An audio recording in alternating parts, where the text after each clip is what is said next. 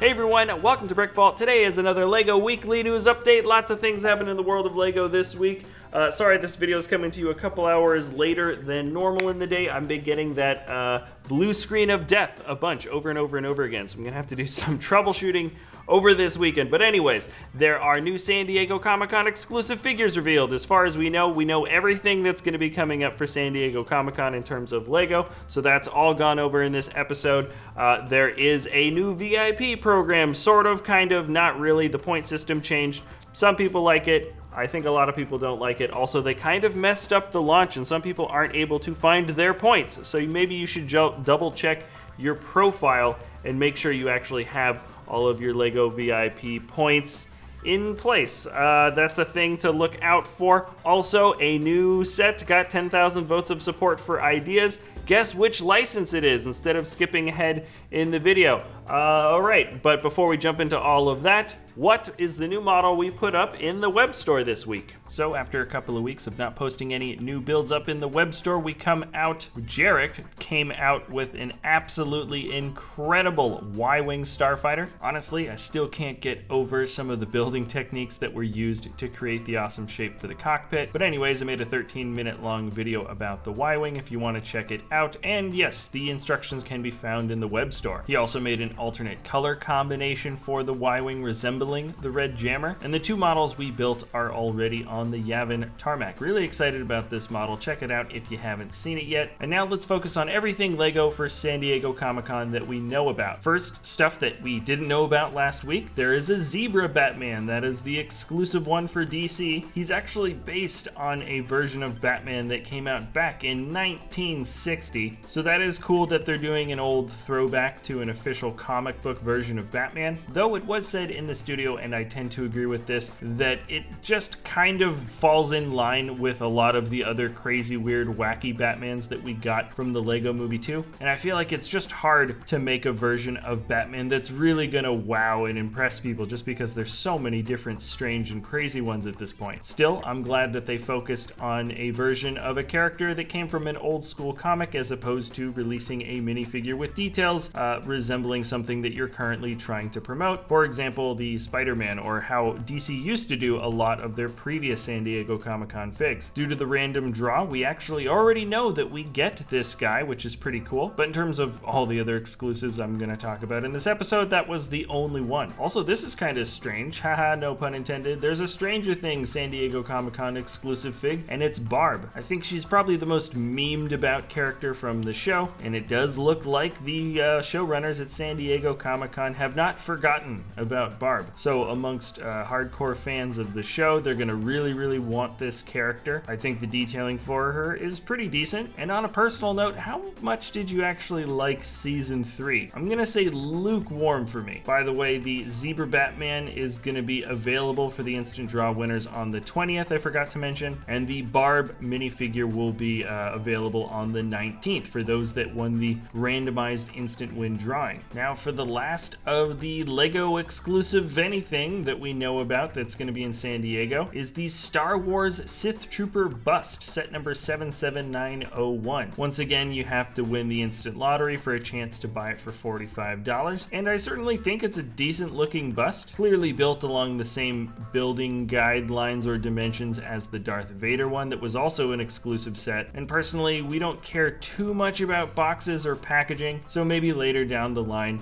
we might just build one on our own. This is not something that currently we're trying to pursue to get. Still, excellent looking build, and I'm sure collectors will be stoked to get it. And very quickly, for those attending the event, there is going to be a panel for the DC Batman Family Matters movie, and then there's also a new LEGO content panel, which is going to be all about new LEGO animated content that they're working on in the future. So there's probably going to be some sneak peeks and special footage or something like that later down the line. We don't really know. There's a lot of exclusive figs that are going to be released this year, more so than last year, I believe, and I'm going to assume, like the last couple of years, the LEGO booth is going to be selling some sets early at their booth, specifically just at Comic-Con, and they're going to get released maybe a month or two later. We'll only know what those are when it actually happens. Ramon is going to be there on opening day, and I'm probably going to be popping in a couple of times on Friday and the weekend. If you want a basic breakdown about all the LEGO exclusives, I've linked Alan Tran's article where he breaks down absolutely everything you can get, how you could get it, and at what times. And okay, we're done with San Diego Comic-Con stuff for the news. Let's move on to the now weekly winner of the 10,000 supporters for LEGO Ideas sets. So this is the next one entering the review stage. It is simply titled Winnie the Pooh, and the builder is Ben Luisa. Gotta say, I do like the build for the main tree and the house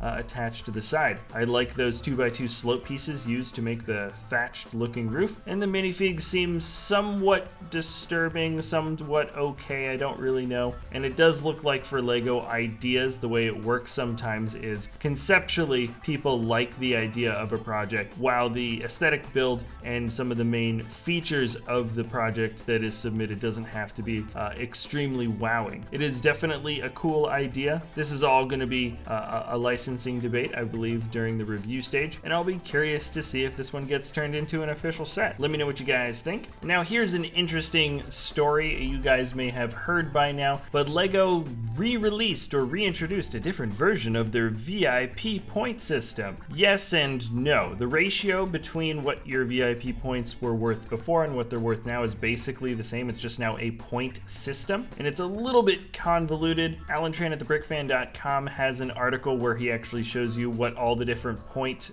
breakdowns are for different currencies, which could be helpful for you guys, but I'm going to focus on the US. It is 6.5 points per $1 and 650 points equals a $5 redeemable coupon code, which means the ratio is actually exactly the same. It was about $100 you spend gets you about $5 off at a LEGO store. Just now when you go online, you can use your points to get different little exclusive items, some of which are kind of cool, other ones are just like sticker sheets and stuff like that. It looks like they included the DC Superheroes Bat Pod as a redeemable item, which is crazy. And there's also that little VIP set with the little brick-built VIP card as well. So there are those are some of the exclusive rewards. And then of course you can just redeem points in general for any general LEGO set. Personally, I think the real way to revamp a reward system is by making some cool online game that people really like to play, and you can slowly but surely earn tiny little bits of points here and there in an actual mobile platform or a LEGO video game that could eventually turn into these redeemable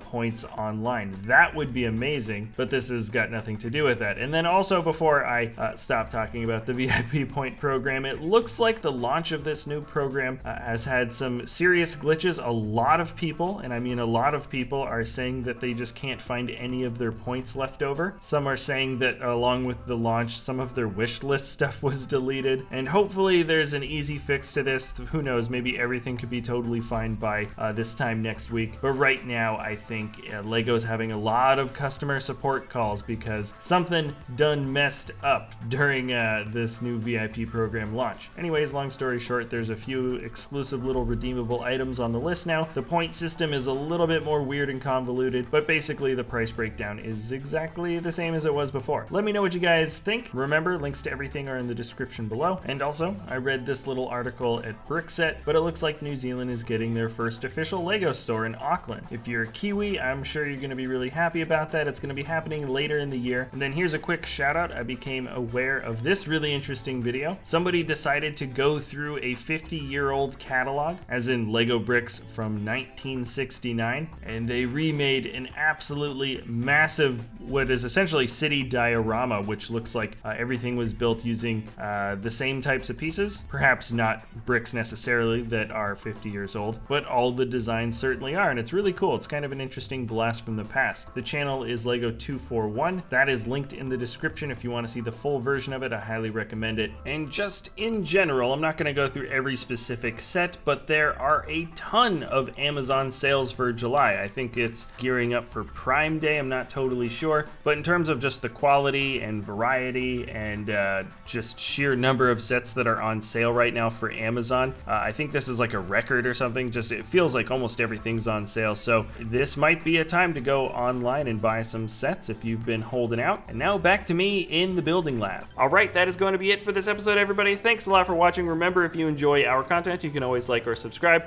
Top 10 mocks of the week is tomorrow. Thanks again for watching, and we'll see you next time at BrickVault. All right, bye.